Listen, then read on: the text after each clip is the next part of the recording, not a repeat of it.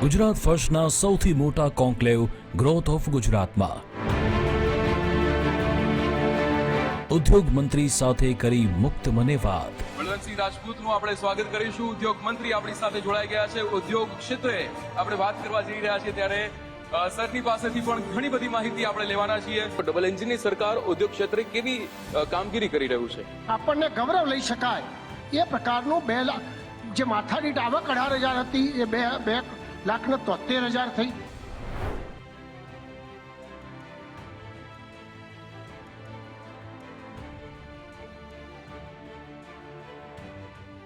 અહીંયા જે રીતે સર અમે વાત કરી રહ્યા હતા કે ઉદ્યોગ ક્ષેત્ર કે જેમાં ગુજરાતની વાત કરી રહ્યા છે અને ઉદ્યોગ એક એવું ક્ષેત્ર છે કે જ્યાં ગુજરાતે જે પ્રગતિ કરી છે, ગ્રોથ ઓફ ગુજરાતની આપણે વાત કરી રહ્યા છીએ, ત્યારે ગુજરાતે જે પ્રગતિ કરી છે તે ભારતની પ્રગતિમાં પણ ખૂબ જ મોટો ફાળો ગુજરાતે આપ્યો છે। અને સર આપનાથી જ શરૂઆત કરીશ। આજે ગ્રોથ ઓફ ગુજરાતની જે અત્યારે આ કોન્ક્લેવ ચાલી રહી છે એમાં સવારથી જ અમે જેટલા પણ અલગ અલગ ક્ષેત્ર વિશે વાત કરી છે, અત્યારે સર ઉદ્યોગ ક્ષેત્ર વિશે વાત કરી રહ્યા છે, પણ આ કોન્ક્લેવ વિશે આપનો શું પ્રતિભાવ છે?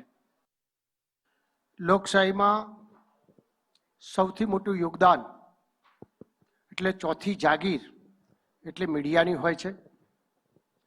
હંમેશા મીડિયાના માધ્યમથી સાચી વાત લોકો સુધી પહોંચતી હોય છે અને આજે એ જ બાબતનું એક અદ્ભુત આયોજન કર્યું છે। ગુજરાત ફર્સ્ટ 2021થી જે શરૂઆત થઈ અને ભારત તો આપણું ફર્સ્ટ છે જ, પણ ગુજરાત ફર્સ્ટના નામે જે પ્રકારે ડેવલપમેન્ટ કરવામાં સહયોગ રહ્યો છે એ બદલ હું ખૂબ એમને દિલથી અભિનંદન આપું છું અને બિરદાવું છું। બિલકુલ સર, જે રીતે ઉદ્યોગ ક્ષેત્રની આપણે વાત આગળ વધારીએ એ પહેલા આપણે ઓપરેશન સિંદૂરને પણ જ્યાં અહીંયા સેલિબ્રેટ કરી રહ્યા છે, આપણા એ સૈનિકોની એ શૌર્યને એની બહાદુરીને આપણે જ્યારે સેલિબ્રેટ કરી રહ્યા છીએ ત્યારે સર ઓપરેશન સિંદૂર વિશે આપ શું કહેશો? ઓપરેશન સિંદૂર એ માત્ર ભારત નહીં પણ સમગ્ર વિશ્વએ જોયું। આદરણીય આપણા પ્રધાનમંત્રી નરેન્દ્રભાઈ મોદી સાહેબ 2014માં પ્રધાનમંત્રી સેવક તરીકેની જે કારોબાર સંભાળ્યો અને એની અંદર અનેક વિદેશ નીતિ હોય, સંરક્ષણ નીતિ હોય, આત્મનિર્ભર થવા માટેની વાત હોય કે પછી આપણા અંદર રહીને પણ સુરક્ષા કેવી રીતે વ્યવસ્થા ગોઠવી શકાય એવી અનેક પ્રકારની વ્યવસ્થા આજે કરી છે। અને એના માધ્યમથી સામે પક્ષે તમે જોયું હશે કે પાકિસ્તાન 3 ફેર હાર્યું અને છતાંય ભારતને કાંઈક કરીને જે વિકાસ ભારત આજે કરી રહ્યું છે એની અંદર ડિસ્ટર્બેશન કરીને આતંકવાદના માધ્યમથી આપણને અનેક ક્ષેત્રે આજે ડિસ્ટર્બ થઈ રહ્યા છીએ। ત્યારે ભૂતકાળમાં પણ 2 હુમલા અમને કરી ચૂક્યા હતા અને આ ફેર પહેલગામમાં માત્ર તમે કઈ કાસ્ટના છો, હિન્દુ છો એમ પૂછીને જે પ્રકારે એમને આપણા જે પર્યટન ભાઈઓને બહેનોને ટાર્ગેટ બનાવ્યા, એના જવાબરૂપે સમગ્ર વિશ્વએ જોયું કે 140 કરોડ જનતાએ એકત્ર થઈને ઠેઠ પાકિસ્તાનના ઘરમાં ઘૂસીને મિસાઇલના હુમલાથી અનેક આતંકવાદીઓને આજે સાફ કર્યા છે। એ જ ભારતમાં વિશ્વનો આજે ડંકો બસાવે છે। બિલકુલ બિલકુલ। બળવંતજી, આપને એક સવાલ પૂછવા માંગીશ, કારણ કે ઉદ્યોગ ક્ષેત્રમાં આપ અત્યારે જે રીતે કામ કરી રહ્યા છો, ગુજરાત ક્ષેત્રે જે કામ કરી રહ્યા છો, આપની એક જર્ની બહુ જ આમ કાબિલે દાદ છે, કારણ કે પાનના ગલ્લાથી શરૂ કરીને એક ખૂબ જ સફળ ઉદ્યોગકાર તરીકે આપે નામના મેળવી અને પછી આપણે ઉદ્યોગ ક્ષેત્ર આપે સંભાળ્યું। પણ અત્યારે ગુજરાત સરકારની વાત કરવામાં આવે તો ડબલ એન્જિનની સરકાર ઉદ્યોગ ક્ષેત્રે કેવી કામગીરી કરી રહ્યું છે? ગુજરાત સરકાર એ ભૂતકાળમાં 2003માં આદરણીય પ્રધાનમંત્રી નરેન્દ્રભાઈ મોદી સાહેબ જ્યારે ગુજરાતના મુખ્યમંત્રી હતા ત્યારે સમગ્ર ગુજરાતનો જે વિકાસ હતો, તમે બધા કદાચ ફિગર ભૂતકાળમાં જોયા હશે કે આપણી માથાદીઠ આવક એ માત્ર 18,000 રૂપિયા હતી। આપણને જીડીપીમાં આપણે 6.4 હતા। આજે એમ કહી શકાય કે ઉદ્યોગ ક્ષેત્રે પણ આપણે બહુ પાછળ હતા। એની પ્રોડક્શન જે એ હતો 1,45,000 હતા. આ બધા એવા અનેક ફિગર છે. એ ફિગરના માધ્યમથી પ્રધાનમંત્રી નરેન્દ્રભાઈ મોદી સાહેબે નક્કી કર્યું કે સમગ્ર ભારતની અંદર 1600 કિલોમીટરથી વધારે આપણો ભૌગોલિક દરિયો છે, 49થી વધારે આપણા બંદર છે, અને ફર્સ્ટ ક્લાસ વિકાસ કરીને જોડી શકાય એના માટે 2003થી વાઇબ્રન્ટ શરૂઆત કરી અને આજે 10 વાઇબ્રન્ટ પૂરા કર્યા પછી તમે આ બધા જ ફિગરો જુઓ તો ઉત્પાદનમાં આપણે 15 ગણા વધ્યા. આજે પ્રોડક્શન ક્ષેત્રે આપણને ગૌરવ લઈ શકાય એ પ્રકારનું 2 લાખ જે માથાદીઠ આવક 18,000 હતી એ 2,73,000 થઈ. એવા અનેક માધ્યમથી માપદંડથી આપણે આજે વધ્યા છીએ.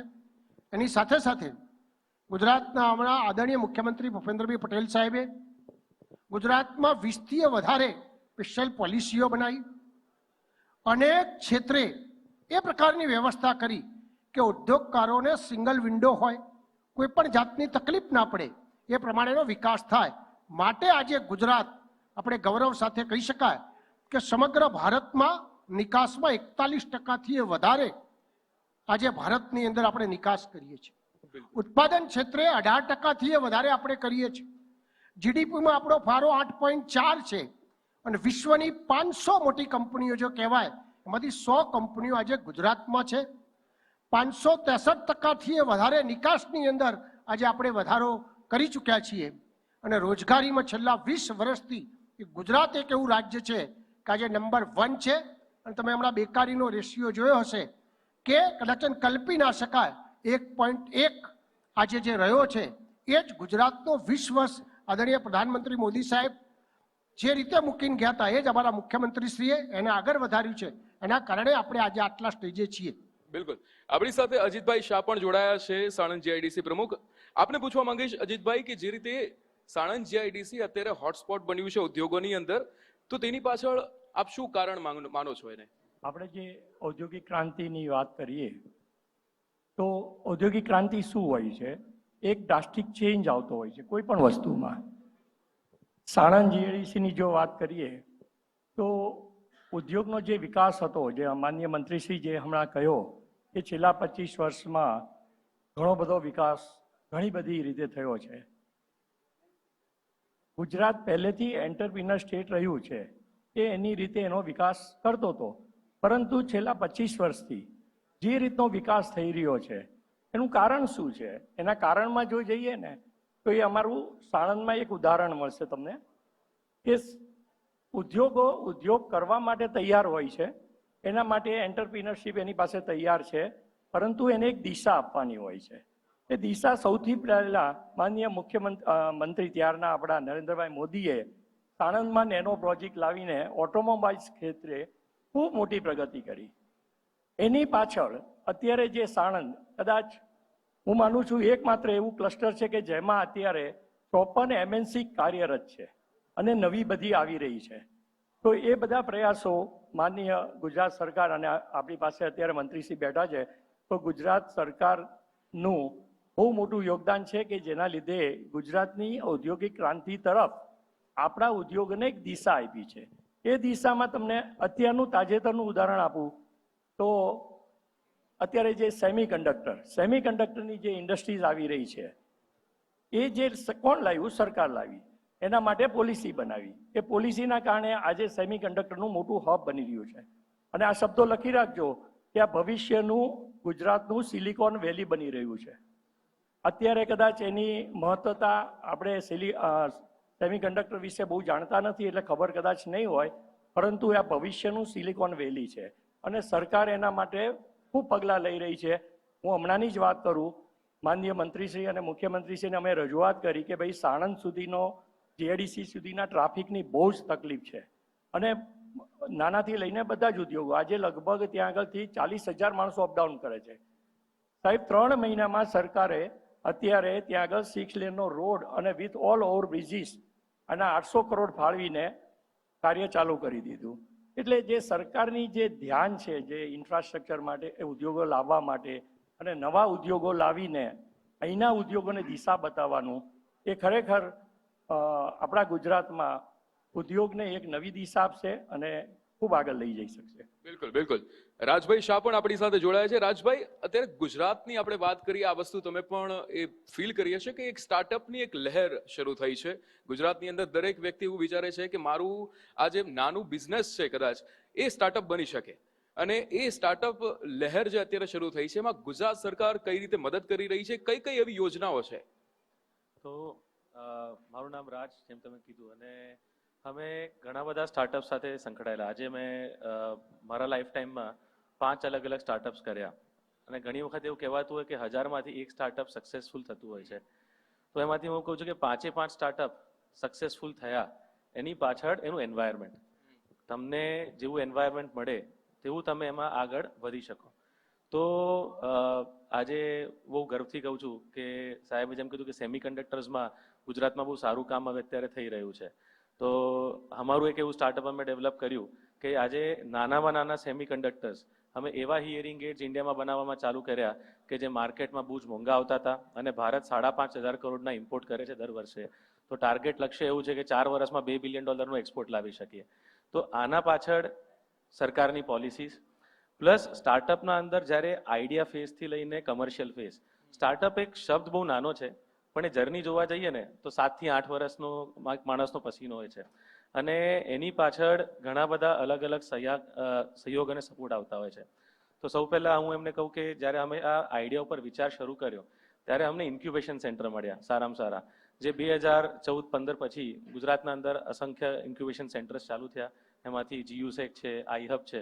તો અમે iHub સાથે જોડાયા, અને ઇન્ક્યુબેશન સેન્ટરમાં અમને આઈડિયાને ટેસ્ટ કરવા માટે એના માટે એક નાનું બેકગ્રાઉન્ડ મળ્યું. અમને મેન્ટર્સ મળ્યા, કારણ કે જ્યારે કોલેજમાંથી અમે જ્યારે બહાર આવતા હોઈએ અને આજે 35 વર્ષની ઉંમર છે, 23 વર્ષના ઉંમરે જ્યારે બિઝનેસ શરૂ કરવાનું વિચાર્યું હોય, અને ફર્સ્ટ જનરેશન ઓન્ટરપ્રનર કે આપણી પાસે બાપ દાદાના પૈસા નહોતા, પરંતુ આ સરકારની જે પોલિસી જે હતી એનાથી અમને ઘણો સપોર્ટ મળ્યો. એટલે 2 લાખ રૂપિયાની ગ્રાન્ટ મળે છે સ્ટુડન્ટ સ્ટાર્ટઅપ ઇનોવેશન પ્રોગ્રામ તરફ, કે તમને કોઈ બી આઈડિયા હોય તો તમે એને માર્કેટમાં વેલિડેશન કરી શકો. તે પછી સૃજનની ગ્રાન્ટ ચાલુ કરવામાં આવી કે તમને 10 લાખ રૂપિયા તમને પ્રોડક્ટ ડેવલપમેન્ટ માટે મળે. તો અમને એ 10 લાખના પ્રોડક્ટ ડેવલપમેન્ટના ગ્રાન્ટમાંથી અમે પ્રોટોટાઇપ બનાવી શક્યા. કારણ કે થાય કેવું છે કે આજે બધાને સ્ટાર્ટઅપ કરવું તો છે, અને જ્યારે તમે પૈસા લેવા વેન્ચર ફંડ પાસે જાઓ તો ઘણા બધા સ્ટાર્ટઅપ આઈડિયા છે, અને વેન્ચર ફંડને રેડીમેડ પ્રોડક્ટમાં પૈસા લગાવવા છે.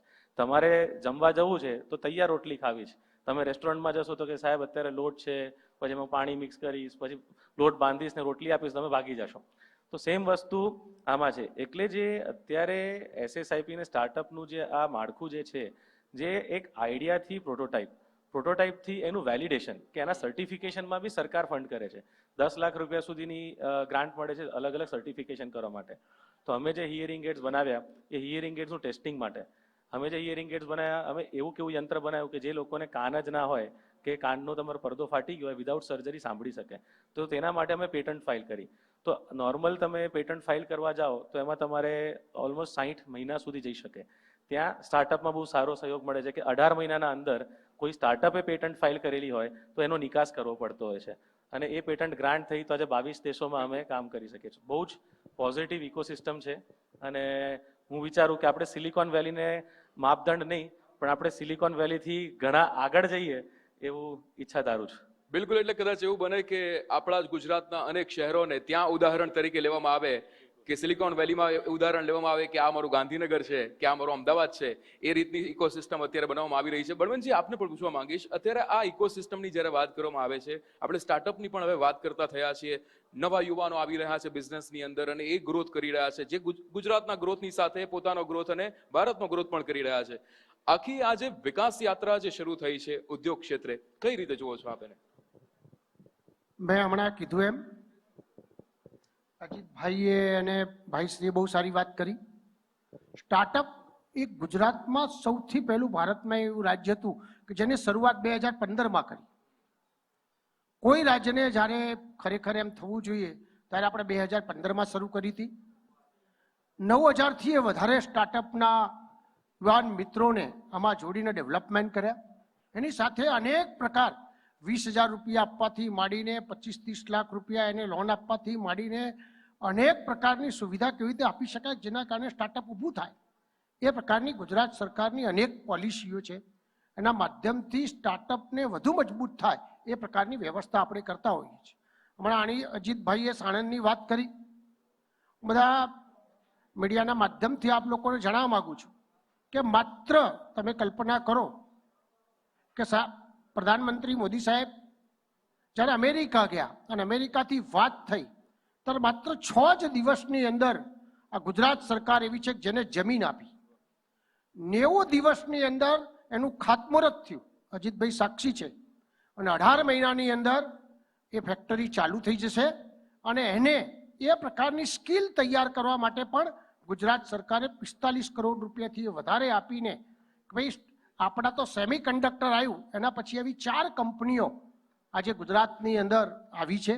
આવનાર સમયમાં આ બધું જ ગુજરાત સરકાર એડવાન્સમાં ચાલે છે. એની પોલિસીઓ એ પ્રકારની બનાવે છે. એના કારણે આજે ગુજરાત વિકાસ કરી રહ્યું છે. બિલકુલ.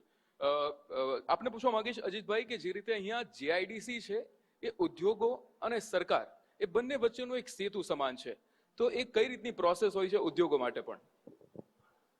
આપણા ગુજરાતમાં વર્ષો પહેલા એ જે એન્ટરપ્રિનરશિપ સ્ટેટ હતું ને એને એક નાની નાની ઇન્ડસ્ટ્રીઓ ચાલતી. તો એ વખતે જમીનના એનેના પ્રશ્નો હોય, લાઇટનો પ્રશ્ન હોય, 24 કલાક પાણીનો પ્રશ્ન હોય, એ બધું સોર્ટ આઉટ ના કરી શકે ત્યારે જીઆઈડીસી પિક્ચરમાં આવી 1964માં આપણું રાજ્ય બન્યું ને તરત જ એણે એની રીતે દરેક તાલુકાઓમાં વિકાસ કર્યો. જીઆઈડીસીનું મહત્વનું કામ છે કે પ્લગ એન્ડ પ્લે મોડલ પૂરું પાડે. કારણ કે ઇન્ડસ્ટ્રીવાળો એના પ્રોજેક્ટ માટે, એની માર્કેટ માટે, એનો ફાઇનાન્સ માટે દોડાદોડી કરતો હોય અને એમએસએમઈ જનરલી બહુ જ નાનું યુનિટ હોય એટલે એને બીજું બધું પોસાય નહીં. એટલે આ બધી વ્યવસ્થાઓ જીઆઈડીસી તરફથી જે તે સમયે પૂરી પાડવામાં આવી. હવેની જે જીઆઈડીસી છે એ સમય પ્રમાણે ઓર બદલાય. હું તમને કહું કે ગુજરાતમાં કદાચ હું ભૂલ ના કરતો મંત્રીશ્રી સુધારી શકે છે કે સાણંદ ગુજરાતનું પહેલું સ્માર્ટ એસ્ટેટ બન્યું છે અને સ્માર્ટની સાથે ગ્રીન બની રહ્યું છે. આજે પર્યાવરણ ડે છે તો હવે જે સમય આવ્યો છે કે ખાલી તમને રોડ, લાઇટ, પાણી આપી દે અને ઇન્ડસ્ટ્રી ચાલે એ સમય બદલાઈ ગયો છે. હવેનો જે સમય છે એ ઇન્ફ્રાસ્ટ્રક્ચર એટલે જે સાહેબે હમણાં કહ્યું એમ સ્કિલ લેબર જોઈશે, એને કોમન ફેસિલિટીઝ જોઈશે. આ બધી વસ્તુઓની વ્યવસ્થાઓ કરવાની છે અને માનનીય સરકાર એ બાબત પણ ખૂબ ધ્યાન રાખવાનું શરૂ કરી દીધું છે. ઘણી બધી કોમન ફેસિલિટીઓ માટે પણ વ્યવસ્થાઓ અને પોલિસીઓ ઊભી કરી છે. આ રીતે જીઆઈડીસી ઇન્ડસ્ટ્રીઝ અને માટે સરકાર અને ઇન્ડસ્ટ્રીઝ વચ્ચેનો એક બ્રિજ બની ગઈ છે અને એ જ આજે ગુજરાતમાં લગભગ 240 જીઆઈડીસી છે અને એના લીધે આજે ગુજરાતનો ઇન્ડસ્ટ્રીયલ ગ્રોથ જોઈ રહ્યા છીએ એમાં જીઆઈડીસીનો પણ એક મોટો ફાળો છે. બિલકુલ બિલકુલ. રાજભાઈ આપને પૂછવા માંગીશ કારણ કે તમે જે કોસ્મો ગ્રુપની સ્થાપના હોય કે પછી વી હિયર તરીકે તમે સહસ્થાપક પણ રહી ચૂક્યા છો, એ ટેકનોલોજી પાછળની કેવી પ્રેરણા હોય છે, કેવી રીતે આખી એ પ્રોસેસ તમને અહીંયા ગવર્મેન્ટ સાથે રહીને તમે એ આખી કરી અને વી હિયર જે છે એના વિશે પણ આપણા પ્રેક્ષકોને અને બધાને સમજાવશો? તો તમે જેમ કીધું કે અલગ અલગ સ્ટાર્ટઅપ્સ કર્યા અને એની પ્રેરણા ક્યાંથી આવતી હોય, તો આનો જેમ કીધું કે કોસ્મો જે પહેલું જે સ્ટાર્ટઅપ છે ત્યારે હું રાજકોટ ને સૌરાષ્ટ્ર બાજુ જઈ રહ્યો હતો તો ત્યાં મેં હાથિયા થોર જોયા અને હાથિયા થોર આપણે ત્યાં બહુ જ થતા હોય પણ એના ઉપર લાલ કલરના ફીંડલાના ફળ આવતા હોય છે. તો વર્ષોથી મેં જોયા કે ટન્સમાં વેસ્ટ થતો હોય. તો એ તો ભગવાને કુદરતી કંઈક બનાવ્યું છે, એમાં કંઈક કારણ તો હશે જ, બરાબર. પછી જ્યારે અમે એનું ન્યુટ્રિશનલ ટેસ્ટ કર્યું ત્યારે ખબર પડી કે આનો જે હાથલા થોરનો જ્યુસ છે એમાં તમારે બીટરૂટ કે તમારા ખજૂર કરતાં બહુ વધારે આયન છે. તો આવી રીતે કોઈ પ્રોબ્લેમ તમે આઈડેન્ટિફાઈ કરો, કોઈ વેસ્ટેજ છે. સાહેબે કીધું કે ગ્રીન એનર્જી ઇન્ડસ્ટ્રીના ઘણા બધા ઇસ્યુઝ છે. અમે જ્યારે વીહિયરની પ્રેરણાની વાત કરી તો અમે એવું જોયું કે ઇન્ડિયામાં કેટલાય બધા એવા છોકરાઓ બોર્ન થાય છે કે જેને કાન નથી કે કાનના પડદા નથી, તો એમાં 10 થી 12 લાખની સર્જરી થતી હોય. તો એવા પ્રોબ્લેમને અમે કામ કરીને શરૂ કર્યું.